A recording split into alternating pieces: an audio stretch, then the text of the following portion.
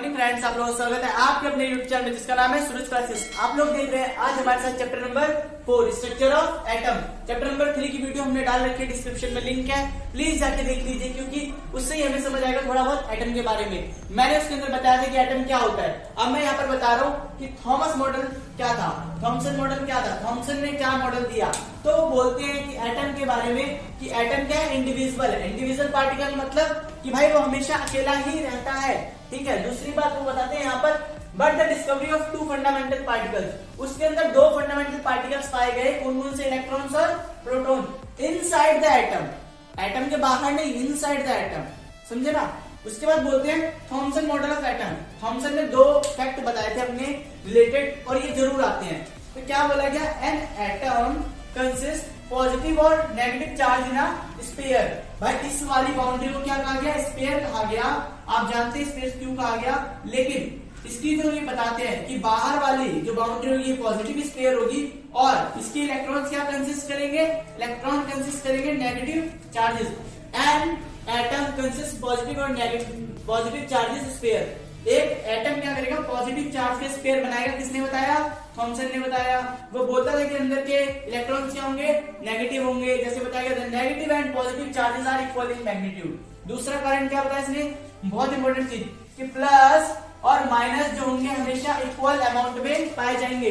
The atom as a whole in क्या बोला? Electrically neutral. मतलब जब हम भाई प्लस का चार्ज रखे और माइनस का चार्ज रखे क्या हो जाता है? 0 आ जाता है ना। इसी को बोलते हैं न्यूट्रल। मतलब भाई प्लस और माइनस क्या होंगे? बराबर होंगे। आपको एटम समझ आया होगा? नहीं समझ आया तो एक बार दोबारा रिव्यू दोबारा स्टार्ट कर लीजिए और इसे फटाफट से मैं हट रहा हूं, पॉज करके नोट डाउन करिए। आज देखते हैं हम कैसे रदरफोर्ड के मॉडल के बारे में क्या बताया गया। जैसे आपने देखा थॉमस मॉडल के अंदर कि भाई हमें एक चीज तो क्लियर हो गई थी थॉमस मॉडल के अंदर कि भाई ऐसे करके एक एटम होता है, उसके अंदर कुछ इलेक्ट्रॉन्स होते हैं और वो इलेक्ट्रॉन्स नेगेटिव चार्ज करते हैं, बाहर वाला पॉजिटिव स्फीयर होता है। अब इसके आगे रदरफोर्ड क्या कहते हैं? रदरफोर्ड ने इसी मॉडल के आगे काम करने के लिए उन्होंने गोल्ड फॉइल ली और अपने मॉडल को शुरू करने दिया। उन्होंने क्या किया? गोल्ड फॉइल के ऊपर कम से कम बहुत सारे क्या करें? पार्टिकल पास करें स्ट्रेट लाइन के अंदर। एक एग्जांपल के लिए ये मान लेते हैं हमारी गोल्ड फॉइल हो गई, बहुत पतली सी गोल्ड फॉइल। गोल्ड फॉइल ही क्यों चुनी? क्योंकि गोल्ड क्या है? सबसे ऐसा रिएक्टिव मेटल है जिसे हम पतले से भी पतला कर सकते हैं, ठीक है। अब उसमें क्या किया? जब हमने लाइट मारी तो लाइट क्या कर रही थी? बहुत सारे पार्टिकल्स के पास से पास करते जा रही थी, बट फिर क्या हुआ? Some of the particles were deflected. कुछ जगह से क्या हुई? लाइट हल्की से टकरा के डिफ्लेक्ट हुई। डिफ्लेक्ट मतलब हल्की सी टेढ़ी गई कुछ जगह से। कुछ जगह से क्या हुआ? कुछ एंगल्स फॉर्म हुए। जैसे ये देखो यहाँ पर एक एंगल फॉर्म हो रहा है। बाकी सब जगह से लाइट क्या हो रही थी? पास हो रही थी। कुछ जगह से मैंने फिर बताया क्या हो रही थी? डिफ्लेक्ट हो रही थी। डिफ्लेक्ट मतलब कुछ एंगल्स फॉर्म कर रही थी। अब आगे बताते, surprisingly 1 out of every 12,000 particle appear to rebound. मतलब इतने पार्टिकल्स के बाद क्या हो रहा था? वो रिबाउंड कर रही थी बार बार। इसका मतलब क्या है कि वो कहना चाहते कि शायद कि एटम के अंदर कुछ ना कुछ तो एक केंद्रक है जो न्यूक्लियस है। न्यूक्लियस क्या करता है? एग्जिस्ट करता है। मतलब इसके हिसाब से कहना है कि एटम के अंदर कुछ ना कुछ तो न्यूक्लियस है, कुछ ना कुछ इंपॉर्टेंट है केंद्र, जिससे क्या होता है? वो लाइट क्या हो रही है? डिफ्लेक्ट हो रही है। समझ आया कि नहीं समझ आया?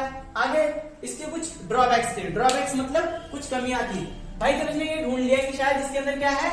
न्यूक्लियस है। इसके अंदर क्या है? न्यूक्लियस एग्जिस्ट करता है, ठीक है। अब उसको ये समझ आने लगा। उसके बाद लेकिन उसने अपने मॉडल के अंदर कुछ ड्रॉबैक्स, कुछ कमियां कर दी थोड़ी सी। क्या थी? पहली, during acceleration charge particle would radiate energy. मतलब ये कहता था कि ये ना इसके आसपास जो पार्टिकल होते हैं, जैसे उसके थॉमसन मॉडल में आपने देखा था कि इलेक्ट्रॉन्स होते हैं, वो कहता था नहीं ये इलेक्ट्रॉन्स क्या करते हैं? जो चार्ज पार्टिकल होते हैं सिर्फ वही रेडिएट एनर्जी करते हैं। ऐसा बिल्कुल नहीं था, क्योंकि जितने भी एटम्स होते हैं, इलेक्ट्रॉन्स, प्रोटॉन, न्यूट्रॉन, जितने भी एटम के अंदर इलेक्ट्रॉन्स होते हैं, प्रोटॉन, न्यूट्रॉन, ये सारे के सारे क्या करते हैं? एनर्जी रेडिएट करते हैं। दूसरी चीज, the revolving electron would loss energy. ये क्या कहते थे कि जो रिवॉल्व कर रहे हैं इलेक्ट्रॉन्स, ऐसे करके रिवॉल्व कर रहे हैं, घूम रहे हैं, वो एक टाइम में क्या करेंगे? एनर्जी लॉस करेंगे और फाइनली फॉल होंगे किसके अंदर?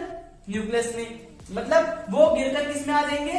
बाद में न्यूक्लियस से जुड़ जाएंगे। उसका कहने का मतलब ये था कि भाई अगर कोई एटम है और उसके अंदर इलेक्ट्रॉन मूव कर रहे हैं, ठीक है, ऐसे मूव कर रहे हैं इलेक्ट्रॉन, चारों तरफ मूव कर रहे हैं, बीच में क्या था? न्यूक्लियस था हमारा। तो ये कहता था कि बाद में फॉल होकर किसमें गिर जाएंगे आके, जब इनकी एनर्जी खत्म हो जाएगी तो ये न्यूक्लियस से टच हो जाएंगे। ये भी गलत बात बताई उसने। The atom should be highly unstable. और एक चीज बोलता था ये कि एटम क्या है, अनस्टेबल है। अनस्टेबल का मतलब अस्थिर है, स्थिर नहीं है, वो एक जगह पर रुका हुआ नहीं है। Hence matter would not exist. इसका मतलब कि मैटर क्या करता है, एग्जिस्ट नहीं करता। बट ये चीज हम जानते हैं कि ऐसा गलत है। क्यों? क्योंकि भाई मैटर से ही तो सारी चीजें बनी है। और सबसे बड़ी बात, एटम क्या है, स्टेबल है। इसने अनस्टेबल लिख दिया, ये उसकी ड्रॉबैक थी। आप लोगों को समझ आया होगा। अब हम लोग पढ़ते हैं न्यू थ्योरी के बारे में, क्योंकि अभी तक हमें जो स्ट्रक्चर मिला एटम का, आप लोग अगर मेरे साथ थोड़ा सा ड्रॉ करें तो क्या बना, हमने देखा है कि क्या बना, ये एटम बना, उसके अंदर कुछ इलेक्ट्रॉन्स घूम रहे हैं, ठीक है। थॉमसन के हिसाब से पॉजिटिव स्फीयर होता था, ठीक है। और रदरफोर्ड के हिसाब से यहाँ पर क्या था, एक न्यूक्लियस होता है। यहां तक हमने स्ट्रक्चर ड्रॉ कर लिया है। आगे का स्ट्रक्चर कौन साइंटिस्ट बताने वाला है, तो चलो देखते हैं। बट एक सेकंड के लिए वीडियो को पॉज करें और फटाफट से इसका स्क्रीनशॉट लें, इसे रिकॉर्ड करें। आज हम पढ़ते हैं बोहर के मॉडल के बारे में। जैसे रदरफोर्ड के मॉडल में हमें क्लियर हो गया था, अब हम बोहर मॉडल पढ़ेंगे। तो बोहर मॉडल ने क्या किया, only certain special orbit known as a discrete orbit. उसने क्या बताया कि भाई इलेक्ट्रॉन जो है ना, वो क्या करते हैं, सर्टेन ऑर्बिट मतलब खुद के एक ऑर्बिट्स के अंदर रहते हैं। और उन ऑर्बिट्स को क्या कहा जाता है, जैसे मेरे सेक्शन में देख रहे हो, वेरी गुड। जैसे आपने बताया ये न्यूक्लियस किसने ढूंढा था, आपको याद हो गया होगा, रदरफोर्ड के मॉडल में मिला था हमें। अब ये जो हमें शेल्स दिख रहे हैं ना, ये शेल बताए थे मैं बोहर मॉडल के अंदर। हाँ, इन्हीं शेल्स को क्या कहा गया, स्पेशल ऑर्बिट के नाम से पहले से हाईलाइट किया गया। तो कितने ऑर्बिट थे, 1 2 3 4, के एल एम एन, ठीक है। इन्होंने कहा था कि ऑर्बिट के अंदर 2 इलेक्ट्रॉन्स आएंगे। कितने इलेक्ट्रॉन्स आएंगे, 2। एल में कितने आएंगे सर, 8 इलेक्ट्रॉन्स आएंगे।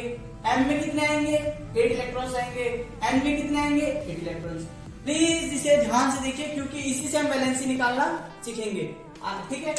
और क्या बताते हैं इसके अंदर, तो बोलते हैं कि वाइल रिवॉल्विंग डिस्क्रीट ऑर्बिट्स, जो इलेक्ट्रॉन्स होते हैं वो पहले समझो इसके अंदर क्या होते हैं, इलेक्ट्रॉन्स इस पे मूव करते हैं। डू नॉट रेडिएट एनर्जी, वो कहते हैं इलेक्ट्रॉन्स मूव करते समय एनर्जी रेडिएट नहीं करते। दीज ऑर्बिट और shell are called energy level. इन शेल के ही क्या होते हैं, एनर्जी लेवल होते हैं। बच्चों को ये क्लियर नहीं है कि सर इलेक्ट्रॉन्स की एनर्जी होती है ये सेल की, तो पहले समझो साफ साफ बोहर मॉडल में बताया गया, these orbit shell are called energy level, मतलब इन दोनों के क्या होते हैं, खुद के एनर्जी लेवल होते हैं। किस किस के, ऑर्बिट और शेल के। इलेक्ट्रॉन्स के एनर्जी लेवल नहीं होते। While revolving discrete orbit, electrons do not radiate energy. ध्यान सुन लीजिए, electrons do not radiate energy. Okay, I hope आप लोग क्लियर होगा। कितने शेल होते हैं हमारे, K L M N, shells. Shells मतलब ऑर्बिट, मतलब ये जो स्फीयर्स बने हुए इन्हें क्या कहा गया, शेल कहा गया। तो हमारा स्ट्रक्चर देखते कहां तक पहुंच गया है। जैसे हमने देखा, थॉमस ने ये बताया कि इसके अंदर इलेक्ट्रॉन्स होते हैं और इसका स्फीयर होता है पॉजिटिव। फिर रदरफोर्ड ने क्या बताया कि सर इसके पास एक परफेक्ट न्यूक्लियस है। और बोहर ने क्या बताया कि सर ये जो स्फीयर है ना, ऐसे कितने स्फीयर है, 4 है। इन स्फीयर को क्या कहेंगे हम, शेल कहेंगे। फर्स्ट वाले को के, सेकंड वाले को एल, थर्ड वाले को एम और फोर्थ वाले को एन शेल। ओके, अब हम पढ़ेंगे इसके आगे। Thank you.